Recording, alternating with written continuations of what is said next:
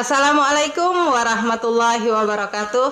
Spansakot TV, obrolan seputar progres dan harapan pada SMP Negeri 1 Tembilahan sebagai sekolah yang melayani masyarakat secara kompeten, membimbing para siswa menjadi generasi yang siap menghadapi tantangan globalisasi era teknologi 4.0.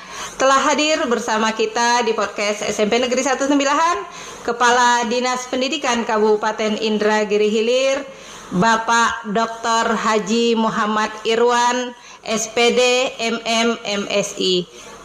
Terima kasih Pak telah meluangkan waktu hadir di sekolah ini. Sama-sama. Seperti yang kita ketahui bersama bahwa tujuan pendidikan nasional itu adalah mengembangkan potensi peserta didik agar menjadi generasi muda yang beriman, bertakwa, berakhlak mulia, sehat, berilmu, cakap, kreatif, mandiri, dan menjadi warga negara yang demokratis serta bertanggung jawab. Nah, menurut Bapak, upaya apa yang harus dilakukan oleh sekolah ini agar tujuan tersebut dapat tercapai? Ya, terima kasih. Ya, silakan Pak. Sebagai salah satu lembaga pendidikan yang dimiliki oleh pemerintah Kabupaten Indragiri Hilir dan SMP Negeri 1 Tembilahan ini yang sudah lama kita kenal, begitu banyak menamatkan siswa-siswa, begitu banyak menciptakan siswa-siswa yang berprestasi dan juga menciptakan pendidik dan tenaga pendidikan yang berprestasi. Tentu harapannya adalah semakin hari semakin maju, semakin berkembang, semakin menyesuaikan diri dengan keadaan zaman, tidak tertinggal dari sekolah-sekolah lain. Apalagi sekolah SMP Negeri 1 Tembilahan sudah ditetapkan sebagai salah satu sekolah penggerak di Kabupaten Indragiri Hilir dari 29 lembaga sekolah di angkatan yang pertama. Tentu harapannya adalah semakin dapat meningkatkan pelayanan kepada masyarakat, pelayanan di bidang pendidikan.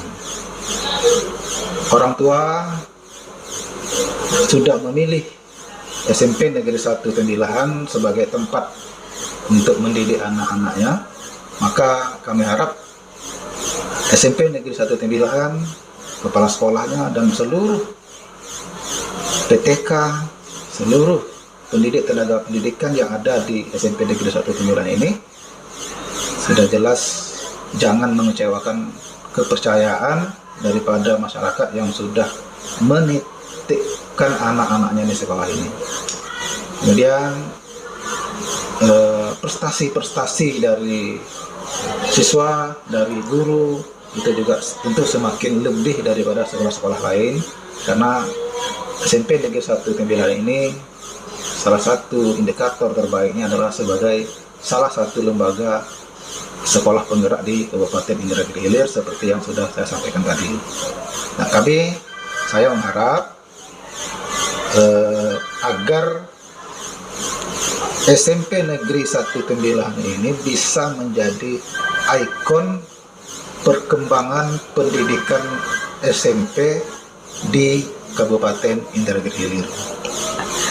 Iya Pak, begini Pak ya, di zaman teknologi ini kita menghadapi pembelajaran abad 21 dengan pembelajaran yang harus kreatif, kolaboratif, kemudian anak-anak dididik untuk berpikir creative thinking dan mampu berkomunikasi.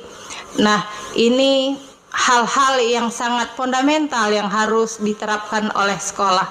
Teknis untuk sampai pada tujuan ini, kira-kira amanah apa yang ingin Bapak sampaikan pada pihak sekolah?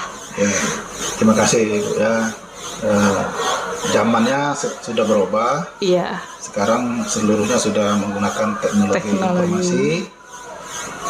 SMP Negeri 1 Tembilahan sudah mengarah dan bahkan sudah lebih jauh melaksanakan kegiatan-kegiatan pembelajaran dan lain-lainnya itu, penunjang pembelajaran itu dengan penggunaan IT. Umpamanya tadi saya lihat sudah ada pustaka-pustaka yang berbasis teknologi informasi. Iya, benar.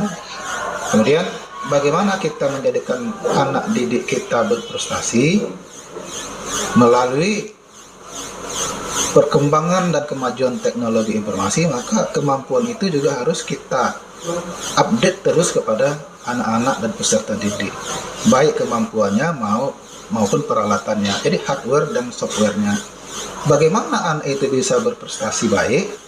Tentu pengajarnya juga harus guru-guru yang mumpuni, guru-guru yang hebat. Tidak mungkin kalau gurunya tidak tahu teknologi informasi bisa menularkan, bisa mengajarkan segala sesuatunya kepada anak. Jadi gurunya juga harus diupdate. Tapi saya yakin, saya melihat di sini perkembangan di SMP 1 ini, ya guru-guru kita semuanya alhamdulillah ya sudah melek teknologi informasi, bahkan banyak yang sudah menjadi dikategorikan ahli-ahli dalam teknologi informasi di dalam rangka pembuatan semua proses-proses rencana pembelajaran dan dalam pelaksanaan pembelajaran di sekolah-sekolah. Iya Pak, sehubungan dengan yang Bapak sampaikan tadi bahwa sekolah ini membutuhkan guru yang melek teknologi, yang kompeten.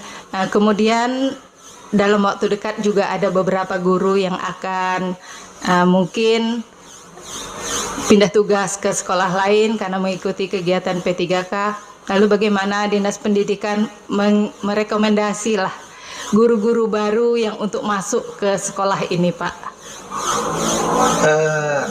Ya itulah, karena ini sekolah nanti ya, dan sekarang juga sudah menjadi ikon kabupaten.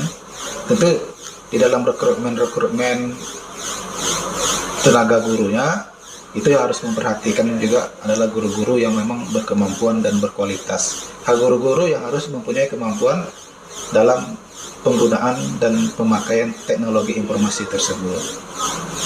Jika perlu, guru-guru yang ada dan yang akan dipilih nanti untuk masuk ke sini, dan diadakan seleksi, ya. Nah, selain kemampuan pentransferan knowledge-nya, nah juga kemampuan di dalam penggunaan teknologi informasi. Karena kita tidak bisa lagi menghindari hal tersebut. Tidak bisa. Guru-guru kita yang tua-tua pun tidak bisa untuk menghindari dengan alasan, oh saya sudah tua, tak perlu lagi belajar teknologi informasi, tidak bisa. Jadi kami Dinas Pendidikan itu menyampaikan dan menginstruksikan, walaupun sudah mau pensiun, untuk 3 tahun, 4 tahun mau pensiun, tetap harus menyesuaikan diri dengan dunia zaman sekarang. Walaupun mau pensiun, tetap belajar tentang teknologi informasi. Jadi tidak ada alasan karena mau pensiun, oh saya tidak perlulah, saya tidak payahlah pakai ini, pakai itu, pakai teknologi informasi. Karena yang kita hadapi sekarang adalah zamannya teknologi informasi. Alat-alat proses pembelajaran yang kita gunakan adalah pakai teknologi informasi. Semuanya sudah terhubung dengan teknologi informasi. Jadi kitanya, kepala sekolahnya, wakilnya, pembantu-pembantunya yang lain, guru-gurunya, itu harus paham dengan teknologi informasi. Tapi tentu disesuaikan dengan kebutuhan dan kemampuannya. Seperti itu, Bu. Iya Pak. Ini untuk dari sisi gurunya ya Pak ya. Tentu pembelajaran ini dapat terlaksana dengan baik, bukan saja gurunya, tapi kerjasama semua pihak.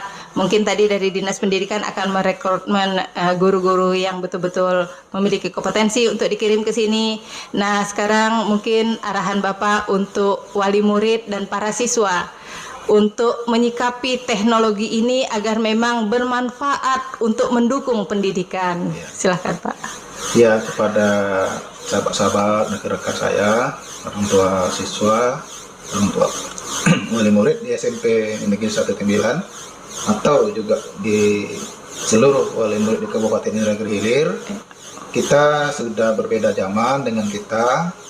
Sekarang zamannya adalah zaman milenial, zaman penggunaan teknologi informasi. Jadi kita harus mensupport anak-anak kita supaya menguasai, memahami, dan menggunakan teknologi informasi itu, teknologi informasi pembelajaran di dalam menunjang proses pembelajarannya setiap hari di sekolah dan di rumah. Jadi kita harus mendukung anak-anak kita untuk tetap agar menguasai teknologi informasi, harus kita dukung. Untuk yang terakhir nih pertanyaannya Pak, kalau kita lihat manfaat teknologi dalam perkembangan zaman ini memang sangat banyak. Oleh sebab itu di zaman sekarang di abad 21 ini, maka pendidikan itu tidak hanya sekedar menekankan pada pengetahuan.